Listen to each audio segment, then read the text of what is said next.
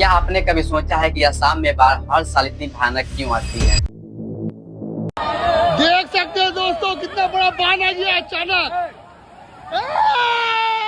और इसका सबसे बड़ा कारण है कि असम की जियोग्राफिकल स्ट्रक्चर और वहाँ की भारी भरकम बारिश। मानसून के समय असम के आसपास जितने भी पहाड़ी क्षेत्र हैं, जैसे हिमालय हो गया, अरुणाचल प्रदेश हो गया, वहाँ पे बहुत ज्यादा बारिश होती है। अगर आप भी सोच रहे हो कि ये पहाड़ों से निकलने वाली पानी असम में कैसे पहुंच जाती है, तो इसका सिंपल सा जवाब है, जब पानी पहाड़ी क्षेत्रों से नीचे आती है तो ब्रह्मपुत्र में पहुंचती है और उसकी जितनी भी सहायक नदियां होती है उसमें फैल जाती है और अपने साथ भारी भरकम गाद यानी सिल्ट लेके आती है।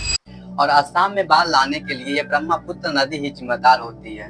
हिमालय एक युवा और बिगेस्ट माउंटेन एरिया है। जब यहाँ से पानी नीचे की ओर गिरती है तो अपने साथ चट्टाने और मिट्टी भी ले जाती है और इसी चट्टान और मिट्टी को सिल्ट कहा जाता है। जब यही चट्टान और मिट्टी बार बार नदी में आकर जमा होने लगते हैं तो जो नदी का तल होता है वो ऊंचा होने लगता है और जो पानी होती है वो आसपास एरिया में फैलने लगती है और यही कारण है कि जो ब्रह्मपुत्र होती है वो आसपास एरिया में बाढ़ ला देती है और यही प्रक्रम लगातार चलता रहता है तो जो नदी होती है अपनी क्षमता जो है खो देती है। अब आती है सबसे खतरनाक स्टेज, जब ब्रह्मपुत्र और उसके सहायक नदियों में पानी भर जाती है तो अपनी किनारा छोड़ के आसपास समतल एरिया में फैलने लगती है। तो चाहे सड़क हो चाहे गांव हो, कभी कभी तो पूरा शहर ही डूब जाता है। और यही कारण है कि असम में बाढ़ एक साल नहीं बल्कि हर साल आती है और इसको बहुत ही प्राकृतिक समस्या बताकर इसको इग्नोर कर दिया जाता है। अब मेरी क्वेश्चन आपसे है कि आप बताओ इस बारिश के पानी को रोका जा सकता है या नहीं। मैं नेक्स्ट वीडियो इसी टॉपिक पे लाने वाला हूँ और वे कौन से ऐसे मेथड हैं जिसको हम शॉर्ट फॉर्म में और लॉन्ग फॉर्म में यूज कर सकते हैं।